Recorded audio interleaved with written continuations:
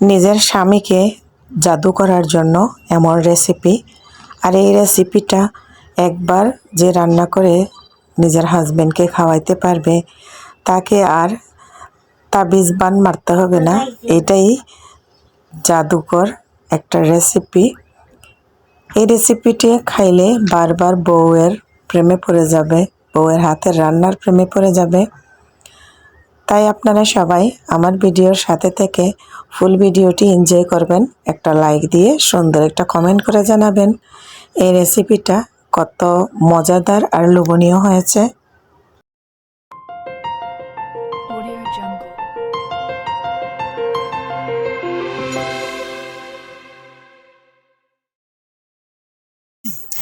আসসালামু আলাইকুম রহমতুল্লাহি ওয়া বারাকাতুহু। কেমন আছেন সবাই? আশা করি কাছে এবং দূরে, দেশ এবং দেশের বাইরে যে যেখানে বসে আমার আজকের ভিডিওটি দেখতেছেন, আল্লাহর রহমতে আপনারা সবাই অনেক বেশি ভালো আছেন। আমরাও আল্লাহ তাআলার অশেষ রহমতে আলহামদুলিল্লাহ বেশ ভালো আছি।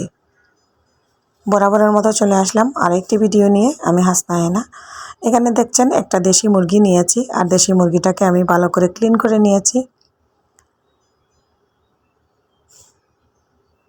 এই মাংসটাকে আমি কিভাবে রান্না করব, সাথে পাতলা ডাল রান্না করেছি, এটার ডিটেলসে দেখাই নেই। মুরগির মাংসটা যেভাবে জাদুকরি একটা রেসিপি করেছি, আর এই রেসিপি এরকম করে রান্না করলে নিজের বরকে খাওয়াইলে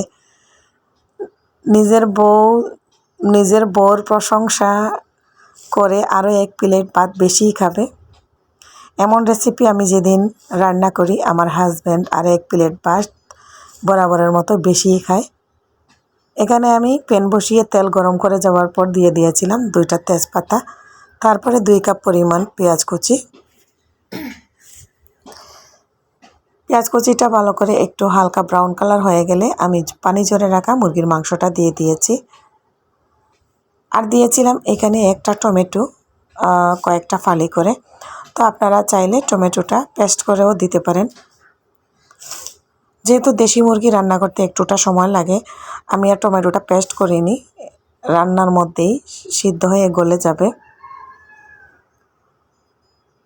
আর এরকম মুরগির মাংসটাকে ভালো করে ভেজে নিতে পারলে মুরগির মাংসের যে এক্সট্রা একটা ফ্লেভার থাকে ওটা চলে যায়। এখন আমি দিয়ে দিচ্ছি আদা রসুন বাটা। আর আদা রসুন বাটাটা আমি এখানে 1 টেবিল চামচ পরিমাণ আদা দিয়েছি, আর 1 টেবিল চামচ পরিমাণ রসুন বাটা দিয়েছি। প্রায় 10 মিনিটের মতো হয়ে গিয়েছে। এখন আমি দিয়ে দিচ্ছি এখানে হলুদের গুঁড়া 1 চা চামচ, মরিচের গুঁড়া 1.5 চা চামচ, ধনিয়ার গুঁড়া 1 চা চামচ, জিরার গুঁড়া 1 চা চামচ, সবার লাস্টে দিয়ে দিচ্ছি এখন লবণটা আইডিয়া করে দিয়ে দিলাম। এখন সব মশলা আমার দেওয়া শেষ। ভালো করে নাড়াচাড়া করে আরও 5 মিনিটের মতো এভাবে আমি কষিয়ে নিব। খেয়াল রাখবেন, আমি কিন্তু এখনও কোনো পানি অ্যাড করছি না। চুলার আঁচটা মিডিয়াম লোতে আছে। চুলার আঁচ বাড়িয়ে দিলে পোড়া লেগে যেতে পারে, আর কাছে থেকে একটু খেয়াল রাখতে হবে। এখন আমি ফুল আঁচটা বাড়িয়ে দিয়েছি। আর সর্বলাস্ট দিয়ে দিচ্ছি এখন গরম মশলার গুঁড়া, যেটা আমি সব সময় ব্যবহার করি। এখানে আমি আস্তা কোনো ধরনের গোটা গরম মশলা ব্যবহার করি নাই, কারণ গোটা গরম মশলা ব্যবহার করলে মুখের মধ্যে যদি লাগে আমার বর কিন্তু পছন্দ করে না। তাই আমি সব সময় গরম মশলাগুলো গুঁড়া করে বেজে টেলে টুলে রেখে দেই। এই রেসিপিটা রান্না করার মূল আকর্ষণীয় বা যেটা মজা হয় সেটা হলো টক দই। টক দই আমি ঘরে বানিয়ে নিয়েছি, আর একটা হ্যান্ড ওয়াশের মাধ্যমে ভালো করে ফেটিয়ে নিয়েছি। তা না হলে দলা দলা বেঁধে যাবে, দেখতে তেমন একটা সুন্দর লাগবে না। এখনও মাংসতে কোনো পানি নাই।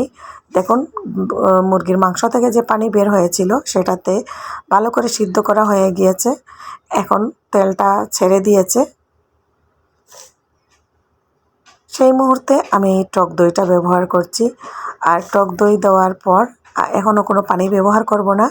আরও 5 মিনিটের মতো আমি এইভাবে রান্না করব।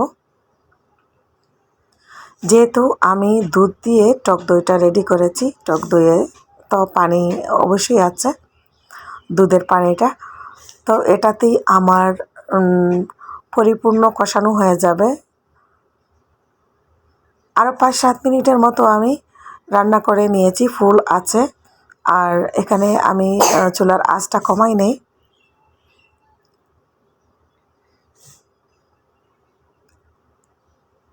ঠিক এইভাবে আপনারা এই রেসিপিটা রান্না করে একবার দেখবেন, আপনাদের কাছে অবশ্যই ভালো লাগবে।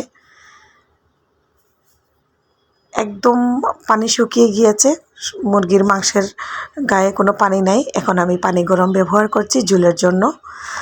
আর এই মুরগির মাংসটা রান্না করতে অবশ্যই একটু ঝোল করে রাখতে হবে, কারণ এটা মুরগির মাংস যেহেতু হাড্ডি বেশি থাকে, এটা একটু ঝোল ছাড়া তেমন একটা মজা লাগে না।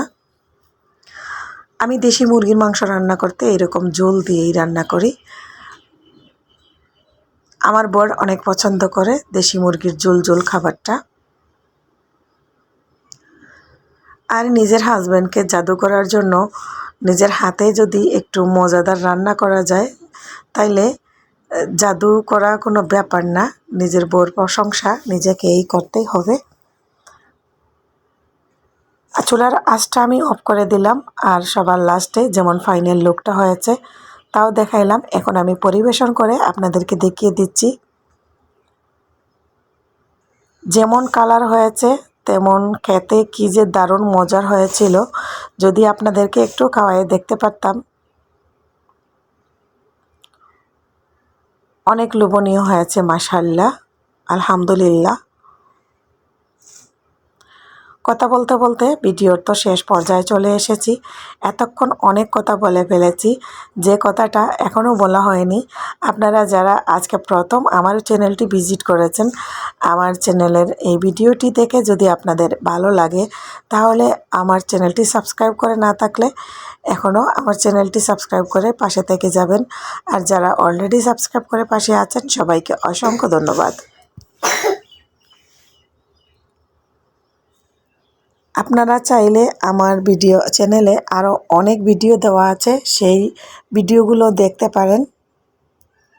হয়তোবা আমার কোনো ভিডিওর কোনো একটা অংশ আপনাদের কাছে ভালো লেগে যেতে পারে, আর ভালো লাগা থেকে ভালোবাসা তৈরি হয়ে যায়। আপনারা রেগুলার আমার ভিডিও দেখতে পারবেন। অনেক কথা বলে ফেলেছি, আমার কথাবার্তার মধ্যে ভুল ত্রুটি হইলে প্লিজ ক্ষমা সুন্দর দৃষ্টিতে দেখবেন।